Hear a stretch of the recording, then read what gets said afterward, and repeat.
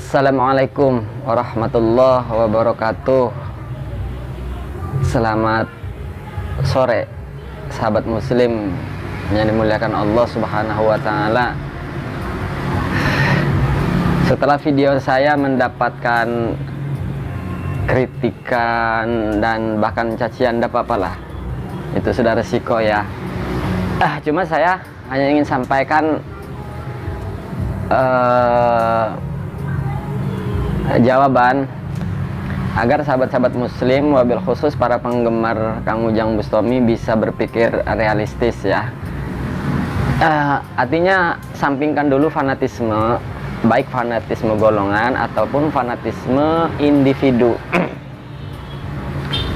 Padahal di video saya itu sudah saya jelaskan bahwasanya nanti jangan dipelintir dikira nanti pengen numpang tenar kan, seperti itu. Tapi ya kayaknya kurang perhatikan ya sahabat penggemar Kang Ujang Bustami.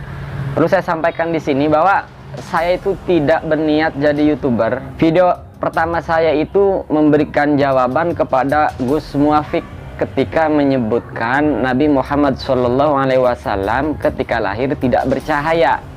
Di situ saya pakai analogi ataupun pembuktian kecil-kecilan ya untuk melogiskan bahwa Nabi Muhammad lahir bercahaya. Saya pakai dengan teori ataupun pembuktian remote.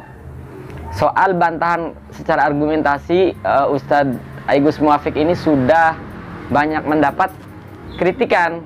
Hanya saja saya di situ saya sampaikan pembuktian sebagai analogi bahwasanya Nabi lahir bercahaya.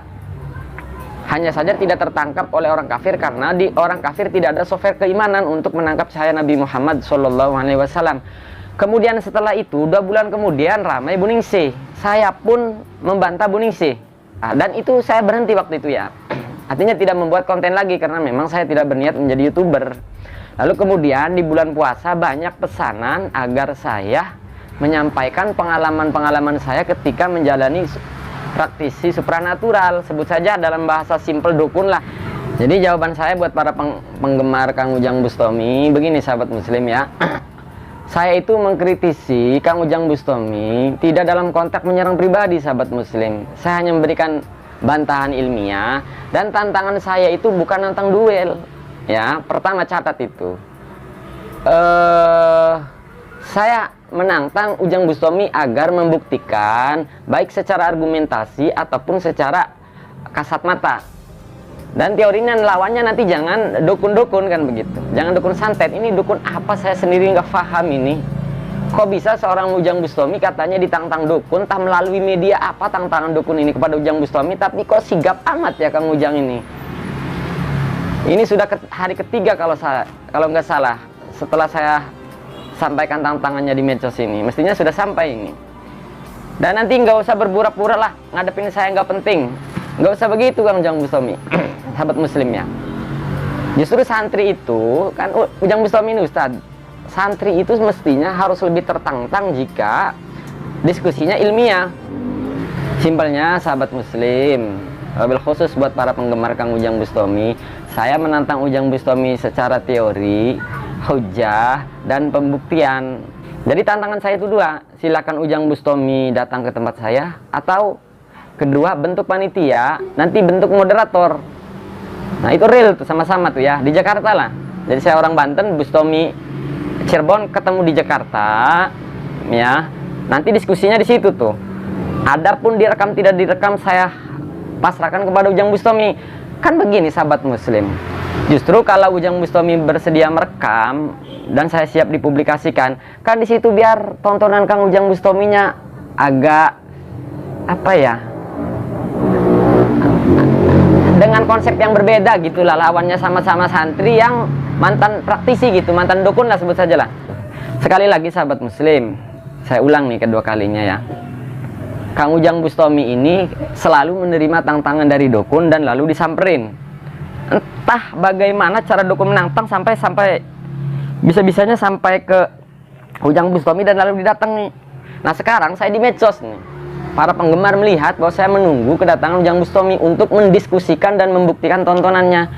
Ini kan sebenarnya mah saya hanya ikuti gayanya Kang Ujang Bustami. Kedua, mengapa saya perlu sampaikan ini ke masyarakat, sahabat muslim? Sasaran saya bukan Ujang Bustami. Karena jelas saya paham Kang Ujang Bustami tidak bakal menerima pendapat saya, tidak.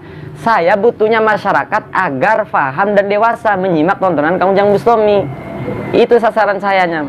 Sama ketika saya misalnya di tangga kampung ada orang yang terkena virus paham Wahabi. Saya berusaha mengejar dia, mengajak duduk bersama.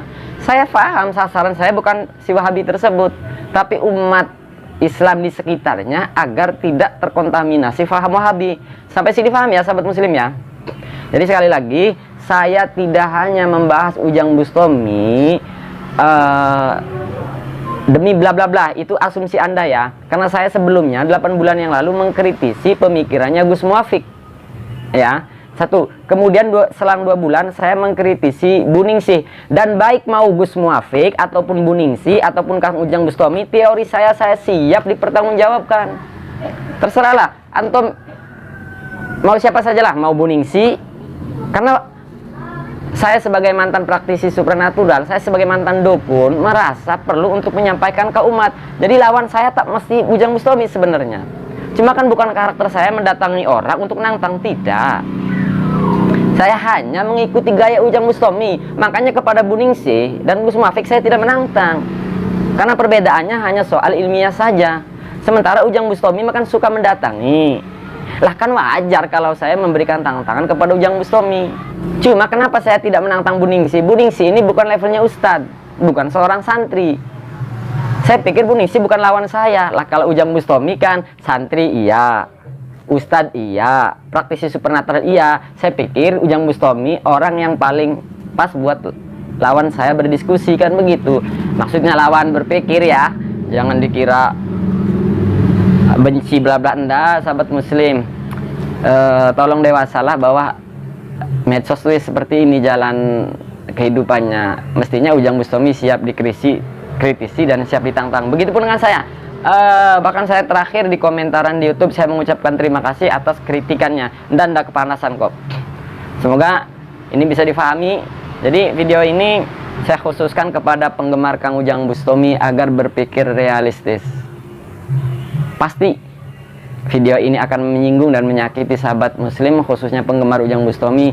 Saya atas nama pribadi memohon maaf, sahabat muslim, tolong jangan sampai ke akhirat urusan ini ya. Jadi saya minta maaf kepada sahabat muslim, memohon ampunan kepada Allah Subhanahu wa taala. Hadanallahu wa iyyakum ajmain wal afu minkum. Wassalamualaikum warahmatullahi wabarakatuh.